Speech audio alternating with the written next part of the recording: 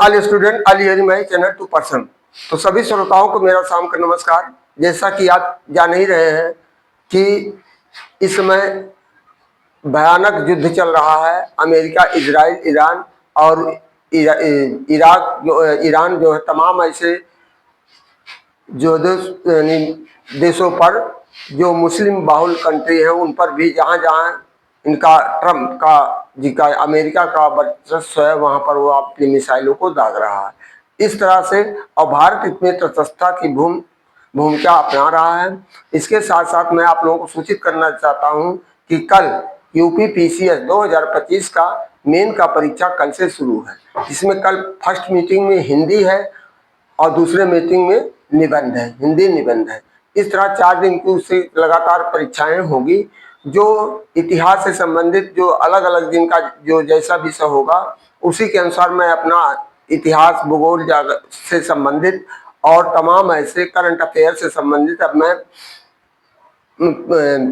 प्रतियोगी परीक्षाओं के लिए डिस्क्रिप्टिव और रिस्ट्रिक्टिव दोनों प्रकार के प्रश्नोत्तर को डाल रहा हूं। इसमें जो डालता हूं उसमें आप रिस्ट्रिक्टिव भी निकाल सकते हैं, संक्षिप्त बहुविकल्पी भी आप बना सकते हैं। तो इस तरह से हमारा पहला मोटिवेशनल वाक्य है आज का शुभ विचार। शिक्षा के जहाज बड़े शौक से डुबाए जा रहे हैं। शिक्षा के जहाज बड़े शौक से डुबाए जा रहे हैं। स्कूलों को बंद करके लोग रैलियों में बुलाए जा रहे हैं। स्कूलों को बंद करके लोग रैलियों में बुलाए जा रहे हैं। तू कब तक फ्री के राशन का मजा लेता रहेगा? तू कब तक फ्री के राशन का मजा लेता रहेगा? ए आम आदमी तेरे बच्चे जिस्म से नहीं, ए आम आदमी तेरे बच्चे जिस्म से नहीं मस्तिष्क से अपाहिज बनाए जा रहे हैं। मस्तिष्क से अपाहिज बनाए जा रहे हैं। दूसरा, दिखावे से हमेशा सावधान रहे। दिखावे से हमेशा सावधान रहे। काली गाय काला दूध नहीं देती है। काली गाय काला दूध नहीं देती है। उसी प्रकार गंदी नीयत वाले लोग मीठा बोलकर अपना मतलब निकाल सकते हैं लेकिन अच्छे नहीं हो सकते हैं। तीसरा है, अच्छा दिखने के लिए मत जियो बल्कि अच्छा बनने के लिए जियो। चौथा है, अंतिम है, कितने शर्म की बात है कि हम कुत्तों को गोद में कितने शर्म की बात है हम कुत्तों को गोद में उठा सकते हैं, उसे रसोई में भी ले जा सकते हैं, लेकिन इंसान के स्पर्श मात्र से धर्म भ्रष्ट हो जाता है। तो तमाम ऐसे हैं महान विभूतियां जो कुत्तों को कार में, जो अपने लड़कों को कभी नहीं नहलाता धुलाता वो भी कुत्ते को बड़े आसानी से प्यार से नहवा धुला करके कार में टालाएगा, सोफा पे बैठाएगा, गद्दा पे बैठाएगा। और यदि कोई निम्न वर्ग का लोग उसके साथ हिंदू मुस्लिम की भावना लेकर के तमाम ऐसी भेदभाव की नीतियां अपना लेते हैं। तो इस तरह हमारा आज का है प्रतियोगी परीक्षाओं के लिए आधुनिक इतिहास से संबंधित कांग्रेस के सरकारी इतिहासकार से महत्वपूर्ण तथ्य। कांग्रेस के सरकारी इतिहासकार पट्टाभ सीतारमैया के शब्दों में कांग्रेस नरम पंथी चरण की भूमिका वही रही जो किसी भवन में नींव की होती है। तो पट्टाभ सीतारमैया कांग्रेस नरम पंथी की चरण की भूमिका वही रही जैसे किसी मकान की नींव अर्थात शुरुआत होती है। उदारवादी चरण 1805 से 1905 तक लगभग 100 वर्ष कांग्रेस के नेतृत्व में 20 वर्षों में समानता पर आधारित न्याय तथा ब्रिटिश साम्राज्य के भीतर शासन प्रशासन में भारतीयों की भागीदारी प्राप्त करना उदारवादियों का मुख्य लक्ष्य था। गर्मपंथियों ने इसकी कार्यप्रणाली से नाराज होकर इसे राजनैतिक भिक्षावृत्ति पॉलिटिकली मेडिकेंसी की संज्ञा दी। इसी दौर में कांग्रेस की नीति उदारवाद, संयम एवं संवैधानिक तरीकों से ब्रिटिश क्राउन के भक्त प्रदर्शित करते हुए साम्राज्य से प्रार्थना, याचना एवं ज्ञापन के द्वारा रियायतों को प्रदान करना था। मुख्य नरमपंथी नेता थे दादा भाई नौरोजी, सुरेंद्रनाथ बनर्जी, गोपाल कृष्ण गोखले, फिरोज शाह मेहता आदि।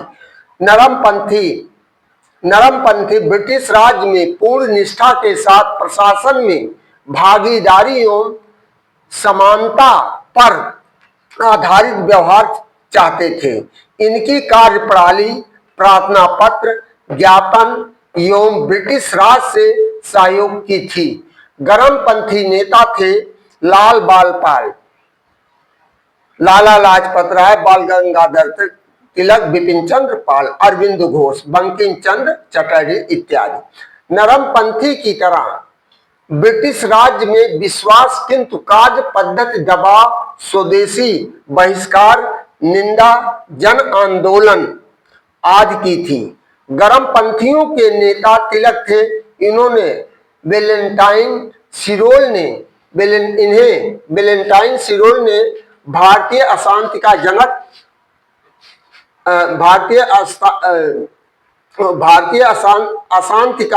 माना है। 1886 के कलकत्ता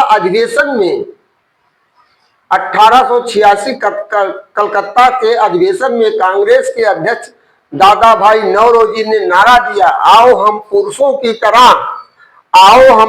की तरह मिलकर घोषणा कर दें कि हम पूर्णतः राजभक्त हैं।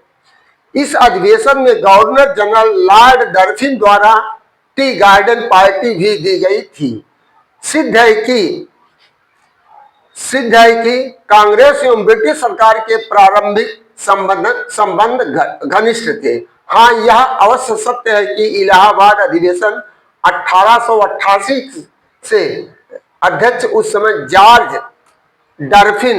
डॉर्फ यूले यह संबंध बिगाड़े तथा कांग्रेस अब राजभक्त से राष्ट्रभक्त के पद पर बढ़ती चली गई। डफरिन ने कांग्रेस को सूक्ष्मदर्शी अल्पसंख्यक कहा था। किसने कहा था? कांग्रेस को सूक्ष्मदर्शी अल्पसंख्यक कहा था, डफरिन ने कहा था। कर्जन की टिप्पणी थी कि कांग्रेस लड़खड़ा रही है। कांग्रेस लड़खड़ा रही तथा मृत्यु की ओर बढ़ रही है। भारत में रहते हुए मेरी इच्छा इसके शांतिपूर्ण दफन में है। कांग्रेस के प्रथम मुस्लिम अध्यक्ष बदरुद्दीन तैयब जी थे और प्रथम महिला अध्यक्ष श्रीमती एनी बेसेंट और सबसे युवा अध्यक्ष मौलाना अब्दुल कलाम आजाद थे। आजादी के समय अध्यक्ष जेपी कृपलानी थे। जब भारत को आजादी मिली उस समय कांग्रेस के अध्यक्ष जेपी कृपलानी थे। कांग्रेस के प्रारंभिक चरण में वकील, शिक्षक, व्यापारी वर्ग का नेतृत्व प्रभावी था। कांग्रेस के प्रभाव क्षेत्र में नगरीय क्षेत्र मुख्य थे। कांग्रेस के नरमपंथी नेताओं में सुरेंद्रनाथ बनर्जी, दादा भाई नौरोजी एवं फिरोज शाह मेहता सर्वाधिक प्रभावशाली थे। नरमपंथी ब्रिटिश सरकार से जो रियायतें चाहते थे उनका संबंध मुख्यतः विधायी एवं प्रशासनिक सुधार तक सीमित था, न कि आजादी। ब्रिटिश सरकार की रवैया कांग्रेस के प्रति 1888 के पश्चात कठोर होता गया। आगे चलकर सरकार के प्रोत्साहन से United India Patriotic Association sir Syed Ahmad Khan एवं राजा विष्णु प्रसाद ने इस संस्था को बनाया था। कांग्रेस के विरोध में बनी इस नीति के कारण 1906 में मुस्लिम लीग आगा खां एवं समीउल्लाह खां के द्वारा मुस्लिम लीग की स्थापना की गई और उसमें लॉर्ड मिंटो के इशारे पर यह स्थापित हुआ। मुस्लिम लीग की स्थापना किसके इशारे पर हुआ? लॉर्ड मिंटो के इशारे पर हुआ। 1890 ईस्वी के बाद कांग्रेस के भीतर गर्मपंथी विचारधारा से प्रभावित इन गर्मपंथी ने स्वराज शब्द का प्रयोग किया था। 1906 स्वराज का प्रस्ताव पारित हुआ। मुस्लिम लीग का ढाका में गठन हुआ था जो आज बांग्लादेश की राजधानी है। 1907 में सूरत में कांग्रेस का अधिवेशन अध्यक्ष रास बिहारी बोस हुए। कांग्रेस का विभाजन हो गया, कांग्रेस दो गुटों में बट गया।